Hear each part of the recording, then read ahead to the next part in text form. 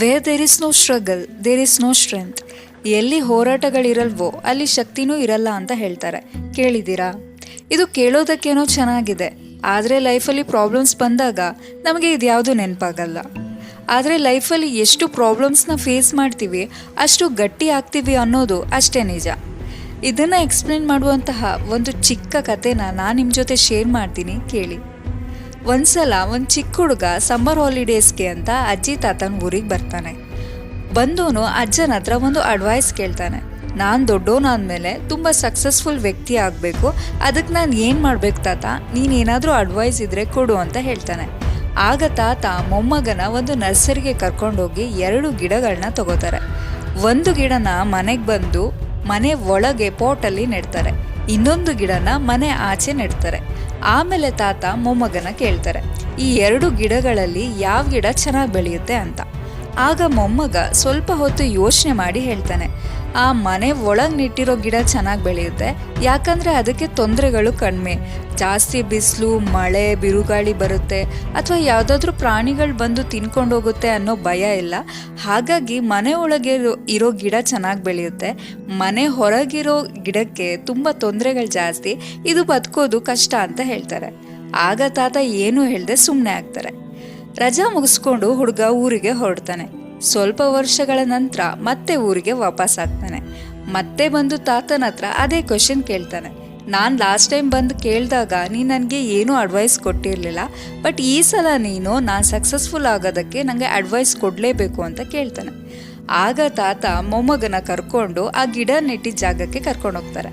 ಮೊದಲು ಮನೆ ಒಳಗಿರೋ ಗಿಡನ ತೋರಿಸಿ ಕೇಳ್ತಾರೆ ಹೇಗೆ ಬೆಳೆದಿದೆ ಅಂತ. ಆ ಗಿಡ ಆ ರೂಮ್ಗೆ ಆಗೋಷ್ಟು ಎಷ್ಟು ಬೆಳೆಯೋಕ್ಕಾಗುತ್ತೋ ಅಷ್ಟು ಬೆಳೆದಿರುತ್ತೆ.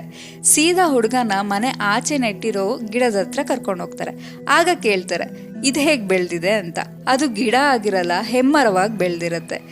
ಎಷ್ಟು ಸಾಧ್ಯನೋ ಅಷ್ಟು ದೂರಕ್ಕೆ ಬೇರುಗಳನ್ನ ಬಿಟ್ಟು ರೆಂಬೆ ಕೊಂಬೆಗಳನ್ನ ಚಾಚಿ ಹೆಮ್ಮರವಾಗಿ ಬೆಳೆದಿರುತ್ತೆ. ಆಗ ತಾತ ಹುಡುಗನ ಕೇಳ್ತಾರೆ, ಈಗ ಹೇಳೋ ಯಾವ್ದು ಗಟ್ಟಿಯಾಗಿ ಬೆಳೆದಿದೆ ಅಂತ. ಆಗ ಹುಡುಗ ಹೇಳ್ತಾನೆ, ಅಲ್ಲ ತಾತ, ಹೊರಗಡೆ ನೆಟ್ಟಿರೋ ಗಿಡಕ್ಕೆ ಸುಮಾರು ತೊಂದರೆಗಳು, ಮಳೆ ಬಿರುಗಾಳಿ ಅಥವಾ ಪ್ರಾಣಿಗಳು ತುಂಬ ಸಮಸ್ಯೆ ಇದ್ರೂ ಇದು ಹೇಗೆ ಇಷ್ಟು ದೊಡ್ಡದಾಗಿ ಬೆಳೆದಿದೆ, ಆದರೆ ಮನೆ ಒಳಗಿದ್ದಂತಹ ಗಿಡ ಅಷ್ಟೇನು ಚೆನ್ನಾಗಿ ಬೆಳೆದಿಲ್ವಲ್ಲ ಅಂತ ಕೇಳ್ತಾನೆ. ಆಗ ತಾತ ಹೇಳ್ತಾರೆ, ಆಚೆ ಇದ್ದಿದ್ದ ಗಿಡ ತುಂಬ ಕಷ್ಟಗಳನ್ನ ಫೇಸ್ ಮಾಡಬೇಕಾಯಿತು. ಸಮಸ್ಯೆ ಜೊತೆಗೆ ಬದುಕೋದು ಕಷ್ಟನೇ, ಆದರೆ ಅದರಿಂದ ತುಂಬ ಲಾಭಗಳು ಇರ್ತವೆ. ಆಚೆ ಇದ್ದಿದ್ದರಿಂದ ಅದಕ್ಕೆ ಎಷ್ಟು ಸಾಧ್ಯನೋ ಅಷ್ಟು ಆಳಕ್ಕೆ ಬೇರ್ನ ಬಿಡ್ಬೋದಿತ್ತು. ಹಾಗೆ ಎಷ್ಟು ಅಗ್ಲಕ್ಕೆ ರೆಂಬೆ ಕೊಂಬೆಗಳನ್ನ ಚಾಚಿ ಬೆಳಿಬೋದೋ ಅಷ್ಟು ಚೆನ್ನಾಗಿ ಬೆಳ್ಕೋತು. ಸಾಮಾನ್ಯಕ್ಕೆ ಬರುವಂತಹ ಮಳೆ ಅಥವಾ ಬಿರುಗಾಳಿಯಿಂದ ಆ ಮರನ ಅಲುಗಾಡ್ಸೋಕ್ಕೂ ಸಾಧ್ಯ ಇಲ್ಲ. ನಾವ್ಯಾವಾಗಲೂ ಅನುಕೂಲ ಆಗಲಿ ಅಂತ ಈಸಿ ಚಾಯ್ಸಸ್ನೇ ಮಾಡ್ತಾ ಇದ್ರೆ ಅದು ಕೆರಿಯರ್ ಆಗಿರ್ಬೋದು ಅಥವಾ ಬಿಸ್ನೆಸ್ ಆಗಿರ್ಬೋದು, ಅದರಲ್ಲಿ ಗ್ರೋತ್ ಇರಲ್ಲ. ಅದಕ್ಕೆ ಹೇಳೋದು ಕಂಫರ್ಟ್ ಝೋನ್ ಕಿಲ್ಸ್ ಸಕ್ಸಸ್ ಅಂತ. ಕಂಫರ್ಟ್ ಝೋನಿಂದ ಆಚೆ ಬಂದು ಎಲ್ಲ ಥರ ಪ್ರಾಬ್ಲಮ್ಸ್ನ ಫೇಸ್ ಮಾಡೋದನ್ನ ಕಲಿಬೇಕು ಆ್ಯಂಡ್ ರೆಡಿ ಇರಬೇಕು. ಆಗ ಯಾವ ಗೋಲ್ ಕೂಡ ಇಂಪಾಸಿಬಲ್ ಆಗಲ್ಲ. ಲೈಫಲ್ಲಿ ಪ್ರಾಬ್ಲಮ್ಸ್ನ ಕಷ್ಟ ಅಂತ ನೋಡೋ ಬದಲು ಸಕ್ಸಸ್ಗೆ ಸ್ಟೆಪ್ಸ್ ಥರ ನೋಡಬೇಕು. ಅಬ್ಸ್ಟೇಕಲ್ಸ್ನ ನಾವು ಶತ್ರು ಥರ ನೋಡ್ತೀವಿ, ಆದರೆ ಅದರಿಂದ ಕಲಿಯೋದು ತುಂಬ ಇರುತ್ತೆ. ಹಾಗೆ ನಾವು ಗಟ್ಟಿ ಆಗೋದು ಕೂಡ ನಾವು ಫೇಸ್ ಮಾಡಿರೋ ಪ್ರಾಬ್ಲಮ್ಸ್ಗಳಿಂದನೇ. ಲೈಫು ಒಂಥರ ಅಡ್ವೆಂಚರಸ್ ಜರ್ನಿ ಥರನೇ ನೋಡಬೇಕಾಗತ್ತೆ. ಹೋಗೋ ದಾರಿಲಿ ಟ್ವಿಸ್ಟ್ ಟರ್ನ್ಸ್ ಅಬ್ಸ್ಟ್ಯಾಕಲ್ಸ್ ಎಲ್ಲನೂ ಇರುತ್ತೆ, ಆದರೆ ದಾಟ್ಕೊಂಡು ಹೋಗೋದನ್ನ ಕಲಿಬೇಕು ಅಷ್ಟೇ. ಪ್ರತಿ ಸಲ ಪ್ರಾಬ್ಲಮ್ಸ್ ಬಂದಾಗ ನಮಗೆ ಒಂದು ಚಾನ್ಸ್ ಇರುತ್ತೆ ಅದರಿಂದ ಕಲಿಯೋಕೆ, ಬೆಳೆಯೋಕೆ, ಇನ್ನಷ್ಟು ಸ್ಟ್ರಾಂಗ್ ಆಗೋಕ್ಕೆ. ಸೊ ಹೋಗೋ ದಾರಿಲಿ ಸಮಸ್ಯೆಗಳು ಬಂದು ರೋಡ್ ಬ್ಲಾಕ್ ಆಗಿದೆ ಅಂತ ಅನಿಸಿದರೆ ಗೋಲ್ನ ಬದಲಾಯಿಸೋ ಬದಲು ಹೋಗೋ ದಾರಿಲಿರೋ ಸಮಸ್ಯೆಗಳನ್ನ ಸಾರ್ಟ್ ಔಟ್ ಮಾಡಿಕೊಂಡು ಹೋಗೋದನ್ನ ಕಲಿಬೇಕು. ಸಮಸ್ಯೆಗಳಿದೆ ಅಂತ ಡಿಸಪಾಯಿಂಟ್ ಆಗಿ ಕೂರೋ ಬದಲು ಸಮಸ್ಯೆನ ಧೈರ್ಯದಿಂದ ಎದುರಿಸೋದನ್ನ ಕಲಿಬೇಕು.